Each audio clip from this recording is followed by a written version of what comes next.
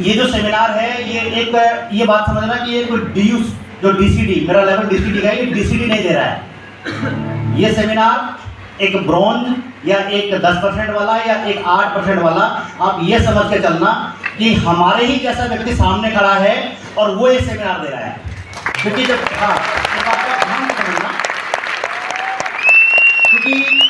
जब हम DCD की बात करते हैं, इस लेवल की बात करते हैं, तो एक बर्डन आता है दिमाग में, ये तो इस लेवल पर हैं, इतना अनुभव होगा, कुछ नहीं, सब निकाल के भूल जाओ। बस केवल इतना करना, अगर आप में से किसी के पास में अपनी डायरी है, पेन है, क्योंकि आपको बहुत सारी वो चीज़ें मिलेंगी आज जो इनिशियल लेवल पर आपके काम आएंगी और आपको यहाँ तक आने में आपकी मदद करेंगी। अगर वो संभव है आपके पास में तो वो जरूर रखें, और इसके अलावा बाकी टेंशन मुक्त रहें। आपके घर में क्या हो रहा है भूल जाओ, ठीक है? शुरुआत करें। अगर आप यहाँ पर देखें, मैं अपना परिचय भी साथ में करता रहूंगा, लेकिन उसके साथ में सबसे पहला शब्द यहाँ लिखा हुआ है। ये क्या लिखा हुआ है? इसका मतलब क्या होता है?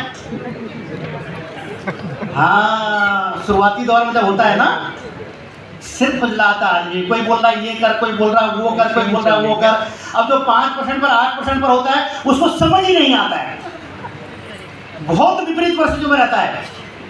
क्या किया जाए? मीटिंग में आ रहा है तो क्या हो रहा है, यहाँ इतना बड़ा एनर्जी, इतना बड़ा जोश, बाहर जाके लेकर तोड़ दूंगा, फोड़ दूंगा, शायद स्टेडियम में इस दीवार पर छेद करके बाहर निकल जाऊंगा। लेकिन जब बाहर लोग मिलते हैं तो क्या होता है, अरे यार गड़बड़ तो नहीं हो गई। और कई बार क्या होता है कि इसी उधेड़ बुन में लोगों के सालों निकल जाते हैं और अपना समय खराब हो जाता है। और मैं नहीं चाहता कि हमारे टीम का जो भी पार्ट बना हुआ है उसका समय खराब हो। हमने कर लिया जितना कर लिया, हमने अनुभव कर लिया, हमने एक्सपेरिमेंट कर लिया है, अब हम आपसे एक्सपेरिमेंट करवाना। आपके पास दो तरीके हैं। एक तरीका क्या है, मैं आपको ये बोल रहा हूं कि इस फील्ड में मुझे 10 साल हो गए हैं, मुझे ये पता है कि यहां से आगे जाकर के खड्डा है, उधर मत जाना। अब ये चॉइस आपकी है कि मेरी बात मान करके उधर ना जाओ, या दूसरे आपके पास में चॉइस है, आप बोलो भाई साहब मैं तो गिर के ही देखूंगा, आपकी बात मानने को मुझे तैयार नहीं हूं। तो गिर लो भाई, मैं क्या करूं फिर तो कोई उपाय नहीं है ना आपके पास में, और गिर करके लगा लो 10 साल। मैं थोड़ी बोल रहा हूं। अदरवाइज अगर आपने हमारी बात मानी तो जो काम हमने 10 साल में किया है ना, वो आप 3 साल में कर सकते हो। ये मैं गारंटी दे रहा हूं आपको, 3 साल में कर सकते हो, कोई दो राय नहीं है।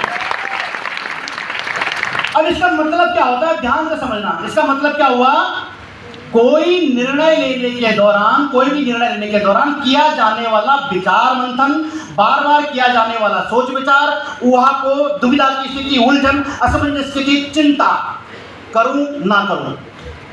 और कई बार तो छोड़ दो छोटी लेवल पर, जो हमारे स्टार डायमंड क्राउन के लेवल पर भी कई बार ऐसा स्थिति आ जाती है कि करूं कि नहीं करूं। ऐसा तो नहीं कि यार मैं गलत जगह पड़ जाऊंगा, ऐसा तो नहीं कि यार समय खराब हो रहा होगा।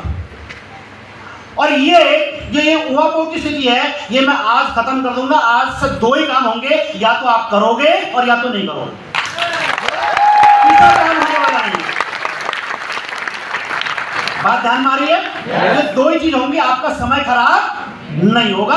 तो आइए शुरुआत करते हैं कैसे। और इससे पहले मैं एक बार अपना परिचय कराता हूं। जैसा आप मेरा नाम देख पा रहे हो, नाम लिखा हुआ है PC डबराल, लेकिन ये था नहीं सर PC डबराल। मेरे गांव में मुझे लोग पूरन के नाम जानते थे। पूरन, कौन आ रहा है? पूरन। और पूरन एक ऐसा नाम है, बहुत सारे उत्तराखंड के लोग यहाँ पर हैं, जब कोई नाम नहीं मिलता तो उसका नाम पूरन। मेरे गांव में मेरे ख्याल से 5-7 पूरन है। बात ध्यान मारिए। आज भी अगर मेरे गांव में चल जाओगे, बोलो PC डबराल का घर, बोलो वो कौन होता भाई? कोई नहीं जानता। लेकिन ये पूरन को PC डबराल बनाया, किसी वेस्टीज ने बनाया, और कोई तरीका नहीं। और अगर मैं अपने प्रोफेशनल बैकग्राउंड की बात करूं तो आप मेरा ये टेबल देख रहे होंगे। मैंने एक MNC में जॉब करी है, और मेरा जो टोटल जॉब करियर है, मैं अकाउंट बैकग्राउंड से बिलोंग करता हूं, और मैंने 26 साल नौकरी करी है, 26 साल। और शुरुआत कहां से करी? एक दुकान से शुरुआत करी, एक दुकान से। मैं मूल रूप से उत्तराखंड से बिलोंग करता हूं, और 12वीं की पढ़ाई करने के बाद, पढ़ाई का पेपर देने के बाद मैं दिल्ली आ गया था। मैं बिल्कुल सामान्य परिवार से, सामान्य क्या गरीब बोलो जो मर्जी बोलो जी, मैं वहाँ से बिलोंग करता हूँ। मेरे पिताजी पढ़े लिखे नहीं थे, गांव में किसानी, हमारे यहाँ खेती बाड़ी इतनी बड़ी नहीं होती है, वो करते थे। मैं घर का बड़ा बेटा, सब कुछ अपना झोंक करके मुझे पढ़ा दिया 12वीं तक, क्योंकि मैं बड़ा बेटा था। सबका प्यार उमड़ता है अपने बड़े बच्चे के लिए, उनका भी उमड़ा था। 12वीं तक की पढ़ाई करने के बाद मुझे भी पता था कि मैं आगे नहीं पढ़ सकता, और मेरे माँ बाप को भी पता था, ये अंडरस्टूड था आप बिल्कुल।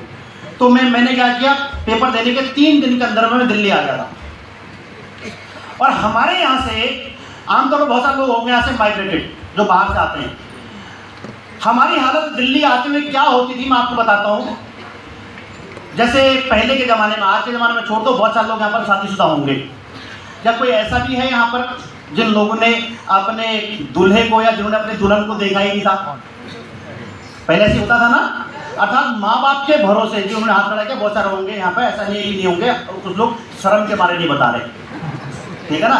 तो उस समय क्या होता था, पकड़ा दिया जाता था, हमें नहीं पता कि सामने वाला कैसा निकलेगा, क्या होगा, भगवान जाने भाई साहब। हमने भगवान पे छोड़ करके और अपने माँ बाप को छोड़ करके वो हम निर्णय ले लेते थे। ऐसे होता था पहले। सेम हालत हमारे यहाँ से दिल्ली आने वालों की है। हमारे माँ बाप ने, हमारे चाचा जी थे, वो यहाँ से छुट्टी गए हुए थे, तो उन्होंने बोला इसको भी ले जाना, मतलब इसको कहीं लगा देना। अब भगवान जाने कहाँ लगाना होगा।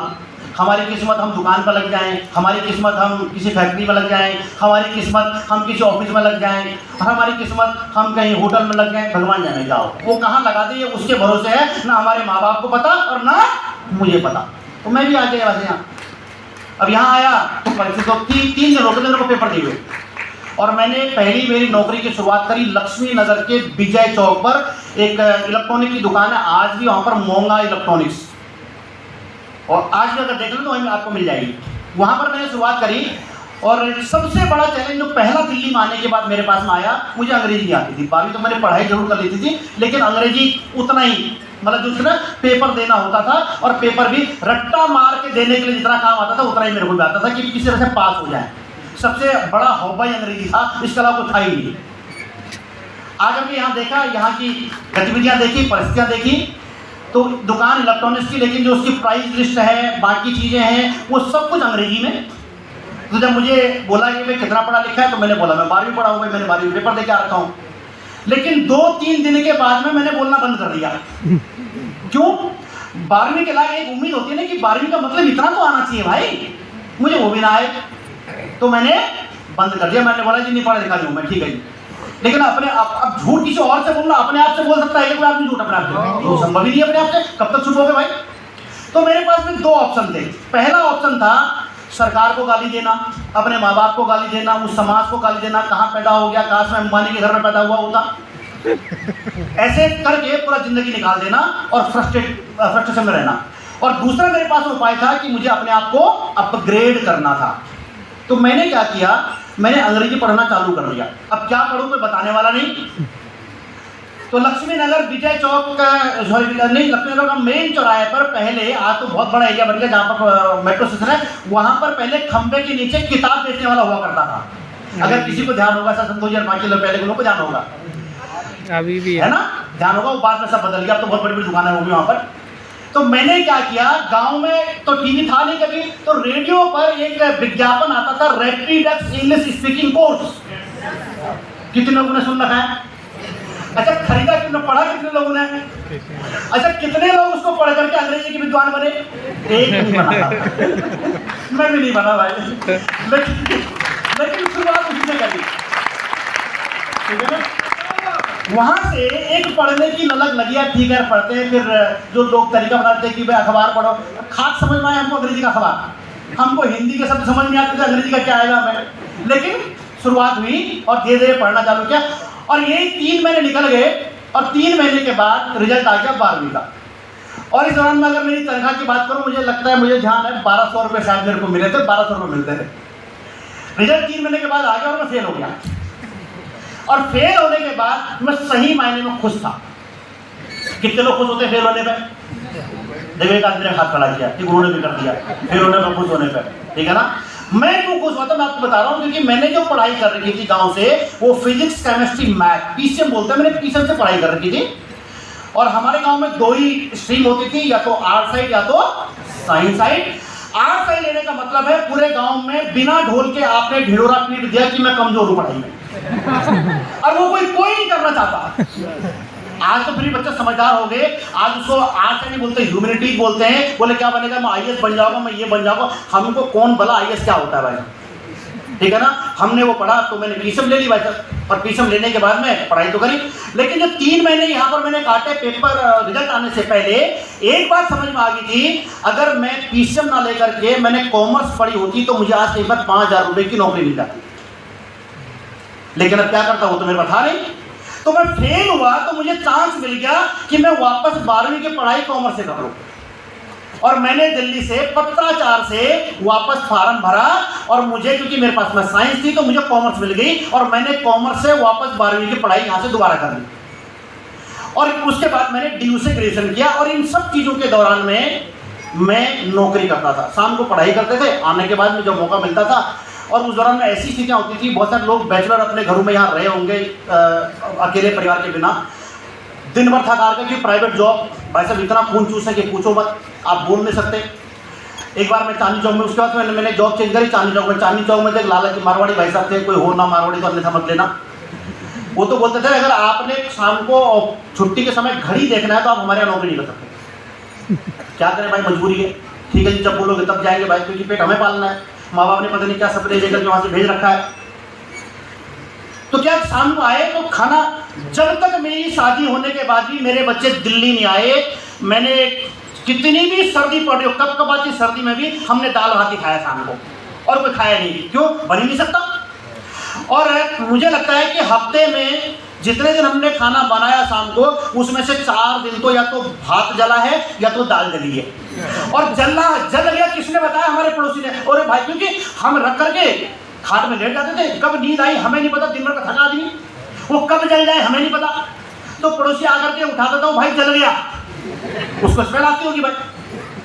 ये परिस्थितियाँ निकलते निकलते कब समय निकला पता नहीं। और धीरे धीरे फिर मैंने ग्रेजुएशन किया, फिर मैंने जॉब में बदली, और लास्ट में फाइनली 2006 में मैं एक कंपनी में नोएडा में आ गया, अच्छी एमएनसी में। मैंने अकाउंट्स के फील्ड में तो आ ही गया था, तो यहाँ पर मैं था, और यहाँ पर मैंने 10 साल इसी टेबल पर काम किया है, अकाउंट्स मैनेजर का 10 साल यहीं पर किया है। टोटल की बात करूँ तो मेरी करियर पर 26 साल मैंने निकाल दिए, 26 साल। मैं 17 साल की एज में आ गया था, इतना पीरियड मैंने गुजारा। और इतना समय गुजारने के बाद मुझे एक बात समझ में आ गई, और कई बार तो रोना आता था कि क्या ये सारी दिक्कतें क्या हमारे लिए ही है क्या, और किसी के लिए नहीं देता भाई। लेकिन इन दिक्कतों को किसी को बोल भी नहीं सकते, जो बोले वो मजाक उड़ाए। अब समझ नहीं आता था कि क्या किया जाए, कहाँ जाए, लेकिन मन में था कि कुछ तो करना चाहिए यार, क्योंकि इससे तो नहीं होगा भाई। क्योंकि तब तक शादी हो गई, बच्चे हो गए, जो पारिवारिक दिक्कतें होती हैं वो मेरे यहाँ भी होने लगी। पहले तो जब तक बेटा अकेला होता है तब तक चिंता नहीं होती, सबको अपना बेटा अच्छा लगता है। पैसा नहीं दे रहा तो भी कोई दिक्कत नहीं, शादी होने के बाद वो पैसा नहीं दे रहा है तो इसका मतलब बहू ने कान भर दिए हैं, इसलिए नहीं दे रहा है, ये उसको दे रहा होगा। अरे ये पता ही नहीं कि भाई उतना तो हम कमा ही नहीं रहे, अपना नहीं भर रहा, कहाँ से भरे कहाँ से करें, विकल्प ही नहीं हमारे पास, क्या किया जाए। अब इतना समय निकल गया तो ये बात समझ आई कि गाँव से जिस पर्पज से आया कि यार वो तो सॉल्व नहीं हुआ, मतलब कुछ हो ही नहीं रहा भाई, किसको बोले। तो लगा यार कुछ करना चाहिए भाई, कुछ करना चाहिए। उसी चक्कर में मैंने पार्ट टाइम में काम किया, मैंने टाइपिंग सीखी, कितने लोगों ने सीखी टाइपिंग, मैंने टाइपिंग भी सीखी भाई साहब, ठीक है ना। और उसके बाद फिर मैंने अकाउंट्स का पार्ट टाइम काम भी किया, 1000 रुपये मिलते थे, बड़े हफ्ते में एक दिन जाना होता था, लेकिन वो पूरा दिन लग जाता था, पूरा दिन। 2 पार्ट टाइम पकड़ रखे थे, एक को सुबह करता था, एक को शाम को करता था, तो वो पूरा दिन उसी में निकल जाता था, कब निकल गया पता ही नहीं चला। और जब इतना समय निकल गया, मेरी एज हो गई थी लगभग 40 साल समझ लो। अब क्या करें 40 साल के बाद आदमी, बड़ा मुश्किल है भाई। लेकिन मन में एक बात थी कि कुछ ना कुछ करना चाहिए। क्या मेरे जैसे कुछ ऐसे भाई यहाँ पर हैं जो मेरी बातों से रिलेट कर पा रहे हैं, और जिनके लाइफ में भी ऐसी परिस्थितियाँ हैं जो कोई नहीं समझ पा रहे हैं, बहुत बड़ी संख्या है। तो इसका मतलब मैं बिल्कुल सही जगह पर हूँ। yes. इसका मतलब जब मैं यहाँ पहुँच सकता हूँ आप भी पहुँच सकते हो। yes. बस केवल क्या है, रास्ता मिल जाए। बात ध्यान में आ रही है? yes. तो रास्ता दिखाने में आ रखा हूँ, चलना आपको पड़ेगा, दिखाने में और जिन्होंने दिखाने की व्यवस्था करी, बोले ना गुरु गोविंद दो खड़े कांके लागो, बिहारी गुरु आपने गोविंद दियो बताए। भाई मैं तो तब बता रहा हूँ जब किसी ने बुलाया है, किसी ने व्यवस्था कर रखी है, तो मेरे से ज्यादा ताली उनके लिए होनी चाहिए जिन्होंने व्यवस्था कर रखी है और जिन्होंने यहाँ तक बुला रखा है। भाई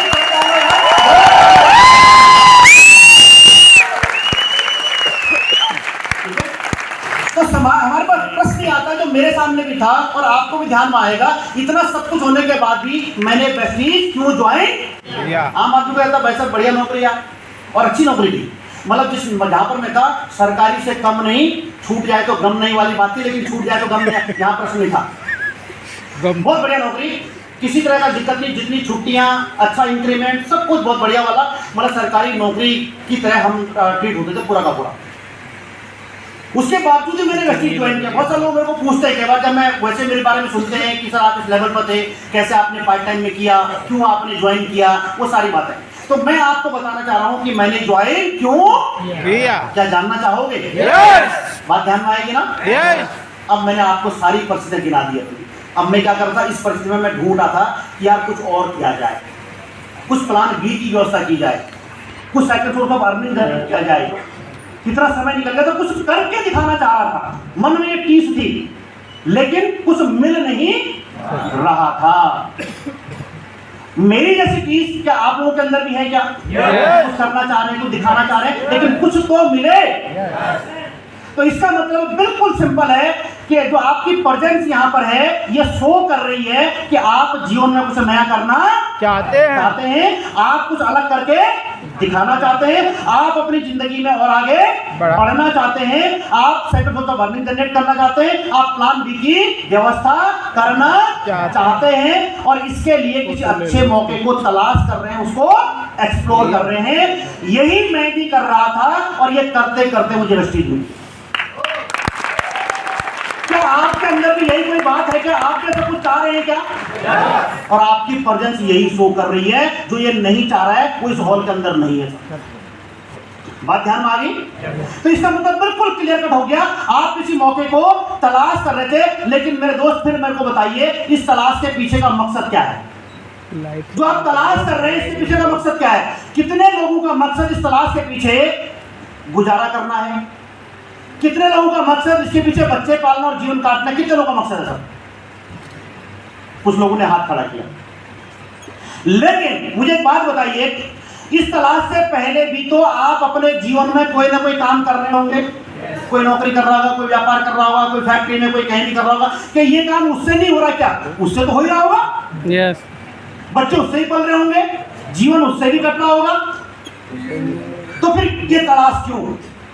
क्योंकि जब भगवान ने आप भेज रखा है तो सर बच्चे पालने की व्यवस्था उसने कर रखी होगी, ऐसा नहीं कि नहीं करेगा। तो मैं भी इस स्थिति में था, मेरा सब कुछ ये हो रहा था, लेकिन मैं तलाश किस लिए कर रहा था? बच्चे पल रहे थे, नौकरी बढ़िया, लेकिन तलाश किस लिए था? वो तलाश थी अच्छा जीवन जीने के लिए। गुजारा तो हो रहा था। मेरी तलाश थी कि बच्चों की अच्छी परवरिश करी जाए, जैसी परवरिश मेरी हुई है, मेरे बच्चों की परवरिश उससे बढ़िया हो। मेरी तलाश थी कि लग्जरी के साथ जीवन को एंजॉय किया जाए। मेरी तलाश इसके लिए नहीं थी। क्या मैं जानना चाहूंगा कि आपकी तलाश ए के लिए है या बी के लिए है? कितने लोगों की तलाश है बी के लिए? इसका मतलब है आप बिल्कुल सही जगह पर आ रखे हैं, बिल्कुल सही जगह पर। एक बार ताली बजाइए अपने लिए कि आप सही जगह पर आ रखे हैं। इसका मतलब क्लियर हो गया। आज के बाद आपका मकसद क्या है जीवन में? ध्यान से लीजिए, अच्छा जीवन जीना, बच्चों की अच्छी परवरिश करना और लग्जरी के साथ जीवन को। अब मैंने यहाँ पर फोटो लगा रखी है, कारण पता क्या है? आप में से कितने लोग स्कूल गए हो? कितने लोग गए स्कूल? तो अच्छा, कितने लोगों ने ए फॉर एप्पल लिख करके सीखा है?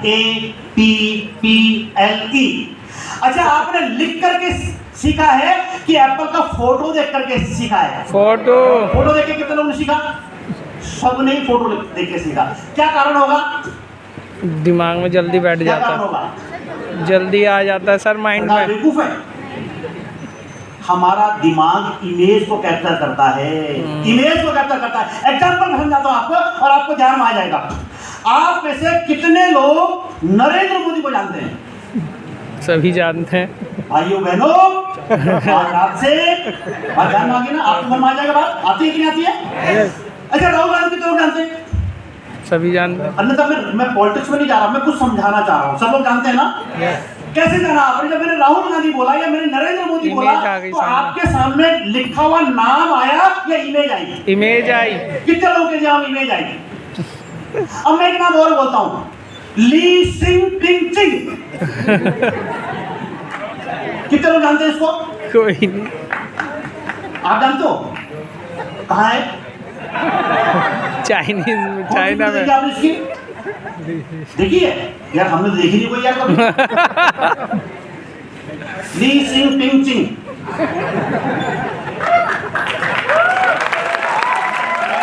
देखा ही नहीं है, क्यों? कोई नाम ही नहीं है, कोई है ही नहीं। क्योंकि जब होगा तो हमारे दिमाग में आती पहले इमेज आती है, तो वो रिकॉग्नाइज नहीं कर रहा है। तो इसका मतलब आज के बाद आपने क्या करना है, आपको जीवन में जो भी चाहिए, जिसको भी याद रखना है, इमेज फॉर्म में याद रखना है। अच्छा जीवन चाहिए, कैसा चाहिए भाई? ऐसा। बच्चों की अच्छी परवरिश, तो अपने बच्चों की इमेज याद कर लिया। अगर उनको ऐसा मिले, ऐसा घर मिले, ऐसी गाड़ी मिले, तो क्या, तो आपको इमेज फॉर्म में याद रखना है। बात ध्यान में आ गई? कुछ बातें बीच बीच में ऐसी बता जाऊंगा, तो आपने उसको ध्यान रखना है।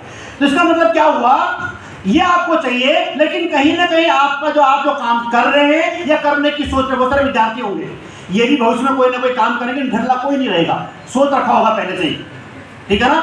इसका मतलब है कि उससे, उस काम से आपका पर्पज सॉल्व कहीं ना कहीं नहीं हो रहा। इसका मतलब ये नहीं हो रहा होगा, इसीलिए आप कोई तलाश कर रहे होंगे। मैं सही हूं बिल्कुल? ऐसा ही है। इसका मतलब सिंपल सी बात है, इसलिए उस काम के साथ में आप किसी और मौके को तलाश कर रहे। बिल्कुल क्लियर होगी यहां तक की बात? सेम मेरे साथ था सर। मैं इसलिए बोल रहा हूं कि आप, जब मैं आता था तो आप, मेरी परिस्थिति भी ऐसी थी, उस जॉब से हो नहीं रहा था, समय निकल चुका था, कुछ ढूंढ रहा था, क्या मिल जाए, विश्व काम है। लेकिन अब यहां पर बात आती है कि आप बिल्कुल मेरी जगह पर खड़े हैं, प्रश्न ये आता है कि मुझे वेस्टीज क्यों समझ में आया। अगर थोड़ी खाली वेस्टीज दुनिया में और कुछ नहीं है, समझ वेस्टीज क्यों आया, कहानी यहां पर है। आप में से कितने लोग जानते हैं कि वेस्टीज के लोग गाड़ी चलाते हैं? सब जानते हैं। कितनी गाड़ियां वेस्टीज में? 7। 6,000 से ज्यादा? यस। पूरे भारत में 6,000 ही है क्या? नो। इसका मतलब क्या हुआ, बहुत ज्यादा। खाली तो कहीं और से भी आ सकती है भाई। बात ध्यान मारी क्या? क्या 1 लाख रुपए खाली वेस्टीज वाले कमाते हैं क्या? इसका मतलब व्यवस्था तो बाहर भी है। तो हमें वेस्टीज ही क्यों समझ में आया? और मैं आपको नहीं बोल रहा हूं, मैं अपने आप बता रहा हूं कि मुझे क्यों आया। अगर आप मेरे से रिलेट कर गए, अगर मुझे वो बात समझ में आ गई, तो इसका मतलब आपको भी आ जाएगी। Clear cut? आइए मैं बिल्कुल थोड़ी बात आपको बताने वाला हूं। सबसे पहली बात, जब भी आपने कोई ना कोई काम करना होता है, सबसे पहले आपने अपने रिसोर्सेज को देखना होता है, कुछ देखने करने के लिए कि मेरे पास में किसी भी काम को करने के लिए संसाधन क्या है, मुझे किन किन चीजों की जरूरत पड़ेगी काम को करने के लिए, कुछ भी करने के लिए। उसमें सबसे पहली बात है, और ये मैंने अपने आप से पूछा था और आपने भी अपने आप से पूछना है, इसमें सबसे पहला सवाल है, अच्छा कोई भी काम बिना पैसे का होता है क्या जिंदगी में? कोई व्यापार का तो मतलब अपने आप ही पैसा हो गया बचा। तो इसका मतलब आपने कुछ भी अगर तलाश करना है, कुछ भी करना है, सबसे पहली बात है कि क्या मैं उसके लिए लाखों रुपए लगा सकता हूं क्या? नो। मेरे पास था जवाब नहीं। क्यों? कारण क्या था, जितनी तनख्वाह मिलती थी बच्चे ही नहीं पलते थे भाई। मैं रेंट पे रहता था, बच्चे स्कूल जाते थे, महीने में मैं आगे आपको बताऊंगा कि मेरी क्या हालत थी, मैं आपको बताऊंगा तो आप मेरी जगह पर समझ जाओगे। लेकिन ये सबसे पहला वाला सवाल ये सब के लिए है कि क्या मैं लाखों रुपए लगा सकता हूं क्या? आप में से कितने लोग लाखों लगा सकते हैं? कोई नहीं है।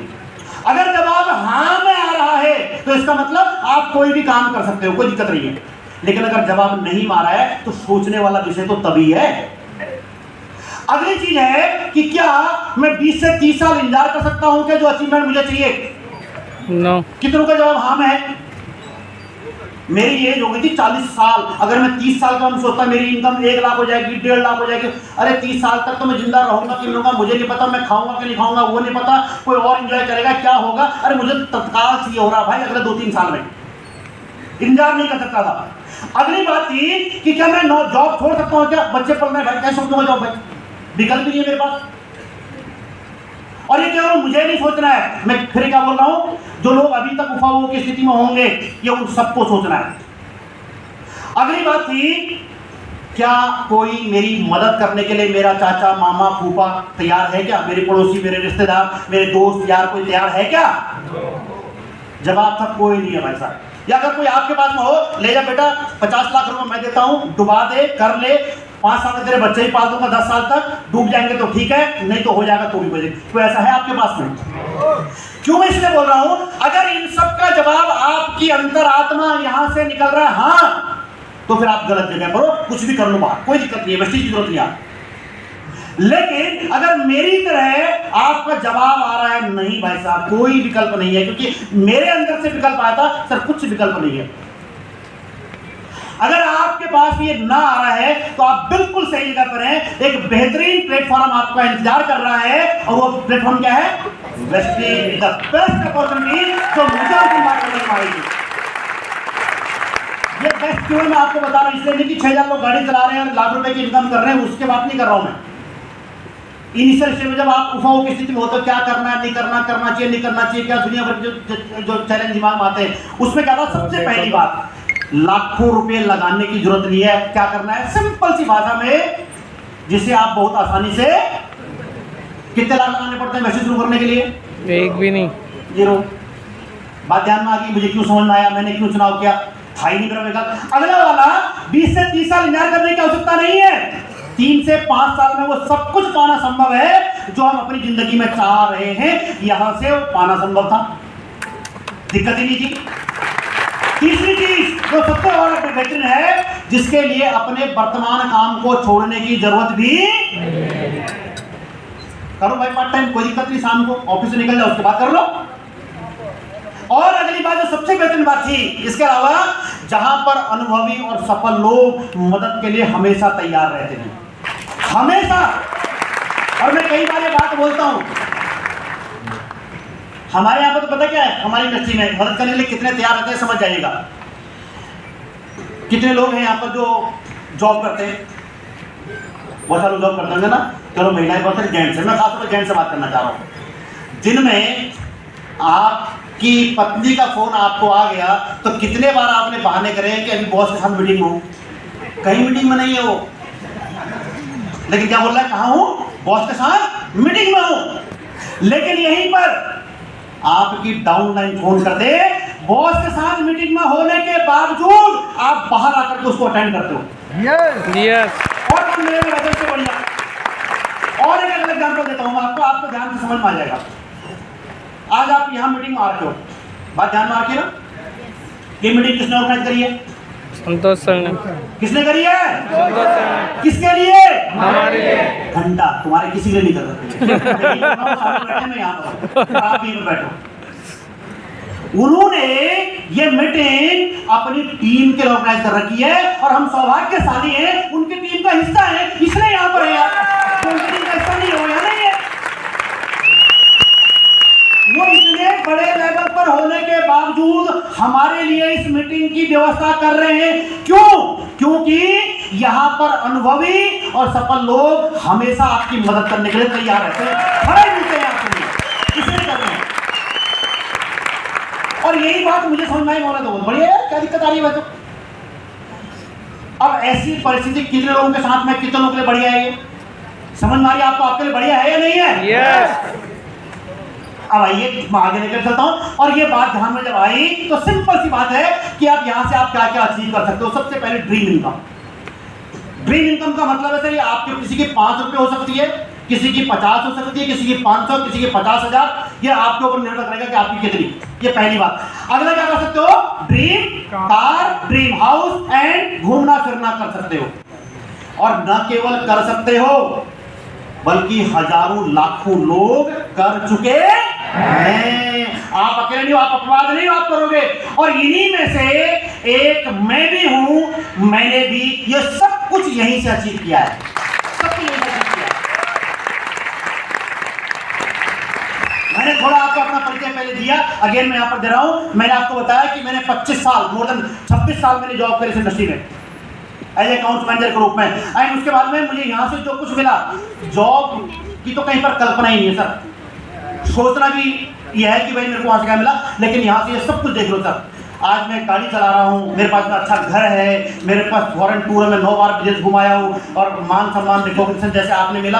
अरे कौन जानता था इस आदमी को, कौन इसको बुके दे रहा था? और हमारे यहाँ तो शादी पर भी नहीं होता था मेरे टाइम में, तो कहाँ जयमाला हमारे यहाँ नहीं होती थी भाई साहब, कोई जयमाला फैमाला उस समय जो मैंने शादी करी। तो ना तो शादी के टाइम मिलेगा और मरने के टाइम भी मुश्किल ही है। लेकिन यहाँ पर इतनी मीटिंग है, इतना मान सम्मान, इतना प्यार मिलता है। और आप क्या लगते हो मेरे मान सम्मान में खड़े हुए, ये प्लेटफॉर्म ने दिया ही मान सम्मान। बात ध्यान रहे, कौन मान सम्मान मिल रहा है? ये सब कुछ यहाँ से मिल रहा है। क्योंकि कई बार मैं ये बात इसलिए बता रहा हूँ कि जैसे जैसे हम आगे बढ़ते हैं, कई बार हमको गुरूर आ जाता है कि मेरे कारण हो रहा। भाई कोई ना हो रहा तुम्हारे कारण पत्ता नहीं हिलता, वो पत्ता भी कोई और हिला रहा है। फूक मार के देखो, तुम्हारी फूक पर इतनी ताकत है कि पत्ता हिल जाए। और हमको गुरूर क्या होता है, शायद मेरे कारण होता है, मेरी टीम मेरे कारण चल रही हो। भाई ऐसा कुछ ना होता। बात ध्यान मारिए ना, आप हैं उसके कारण, ऐसा नहीं कि नहीं है, लेकिन गुरूर भाव से नहीं है। दोनों बातों में फर्क आता है। क्लियर? अब मैं आपको थोड़ा सा बता दूं कि मैंने क्या क्या अचीवमेंट करी और कैसे मैं थोड़ा सा आपको लेकर निकलता हूं। तो मैंने आपको मेरी पहली की परिचय बता दी, वेस्टीज का चुनाव मैंने क्यों किया मैंने वो भी आपको बता दी। कितने लोग मेरे साथ सहमत हैं या कितने लोग मेरी तरह के हैं कि उनको इसी परिस्थिति में वेस्टीज मिला है।